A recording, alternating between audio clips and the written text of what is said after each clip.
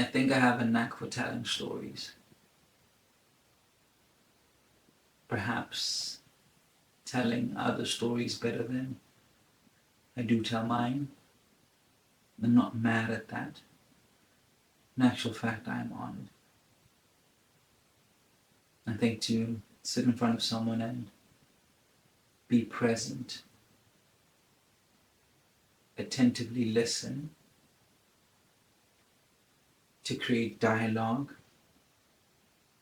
to hear, to resolve, to learn and to teach. I think it is a talent in of itself, one that I had to discover over time. I think I'm very privileged to find that as a skill set through my career, through radio, through lecturing, but I think more importantly established through friendship. I do sit with a lot of clientele, and I think the way I consult is very intentional. There's a lot of purpose behind it, um, which makes it very difficult, challenging at least, to sort of create a system from something that is so intuitive. I guess it's my process and my curiosity that allows me to dive so deep. An early mentor of mine told me that before you're a presenter, before you're an on-air talent, you're first a journalist. I think I took that advice to heart way too much. Yeah. Now I do my research. Now I dig deeper, which sometimes it's crazy the amount of rabbit holes I go into, just looking at information, which is like a crazy thing. You can get so lost in this entire thing. Now we have the internet and AI, but I've learned to pull back. Um, yeah, it can get crazy. But anyways, there's this beautiful thing that happens when you recognize someone being in tune with you listening to them. At least how it feels is like there's this moment when a conversation is taking place and you're present in hearing this person, and they're going on about something they really care about. Not saying that you don't care about it, but there's just this beautiful thing about their passion and this outpouring where it doesn't feel like you're listening with the ears, it feels like you're listening from here.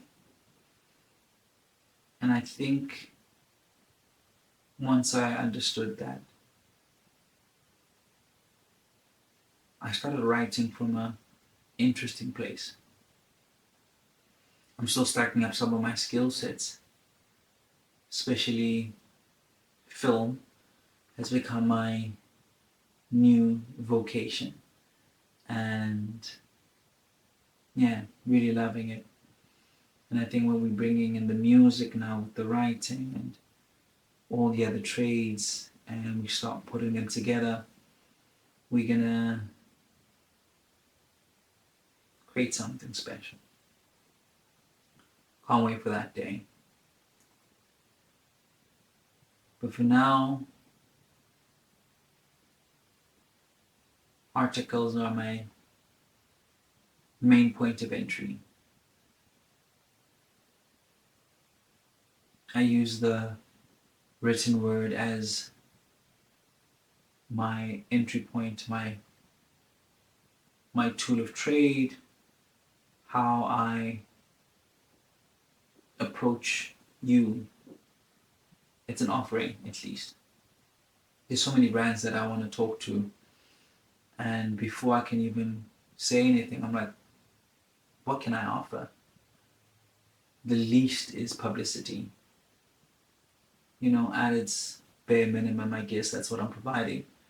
But then there's obviously the number conversation. It's like, how many people are watching? How many people are reading? How many viewers? Pay per click, all the digital media stuff. I get it, it's the game. Someone's got to sell something to someone who's selling something. I'm not mad at that. But I try and authentically sell a story in the midst of all of this capitalism. Something authentic, something that you could read in a far distant future dystopian library and go, huh, where I'll be. These were the thoughts of the creative. Oh, so this is what the artist meant by. Because I'm really fueled by the journey of the artist in all facets, the little things. I think any question and every question I've asked was to empower me, empower my lack of courage, or how do I fuel up my drive? How do I not become stagnant in my own walk? And I was fortunate enough to sit across many people who were way further than I was back then, and perhaps even now. I think the only beautiful thing is that I've come to my own understanding of that walk, and it is to create. It's not an easy thing to stand in front of your own story. And so I've obviously had this interesting dance and fight about getting my story told versus telling others. And then it clicked one day. This is my story.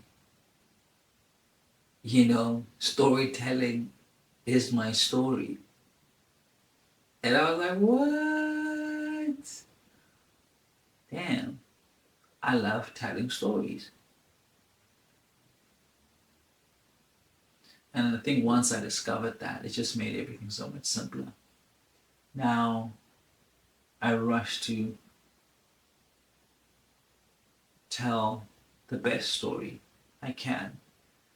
I mean, not all stories are equal. Let's be honest. Because not everyone has put in the time. But I really try and arrive and show up. And I think obviously the character, the subject, the talent, the man, the woman, whoever is across the table, their depth allows us to go the distance.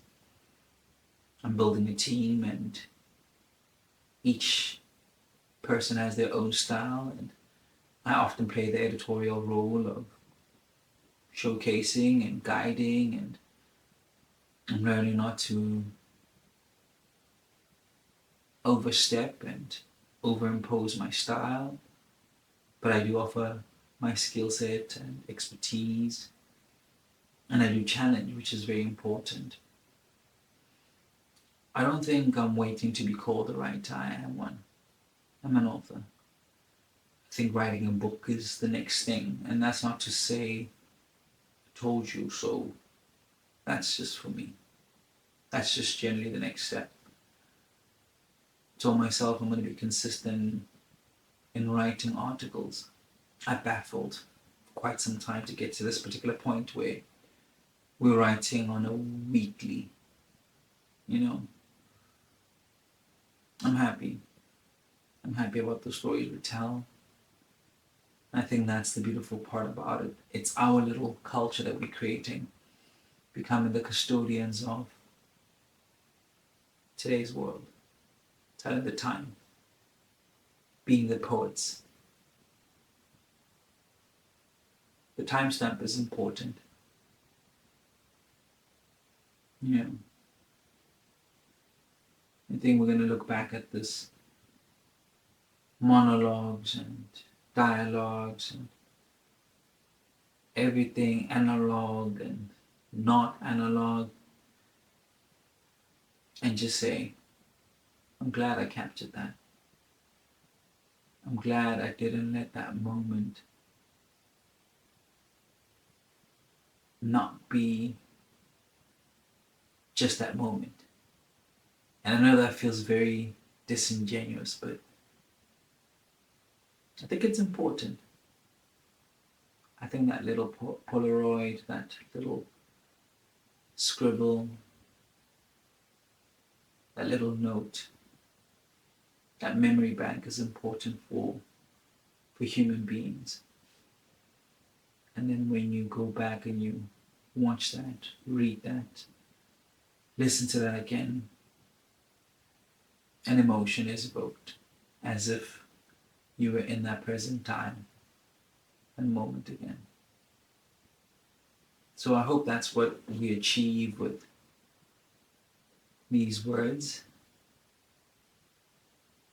Yeah, and to turn them into a book someday is exactly what we're going to do. Because we're storytellers. And we want to tell you a story.